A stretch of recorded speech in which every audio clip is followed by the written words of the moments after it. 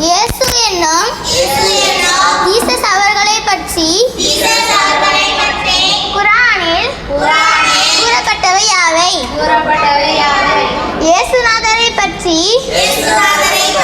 முஸ்லிம்களின் அகீதா என்ன?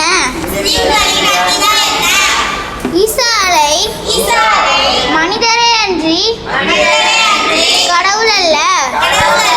மரியம் என்னும் ஒரு மனுஷியின் மகனே தவிர இறைவனின் மகன் அல்ல.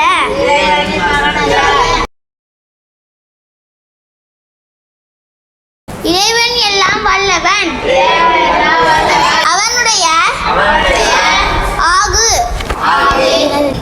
என்னும் கட்டளையால் தந்தையின்றி பிறந்தவர். மரியம் அவர்கள்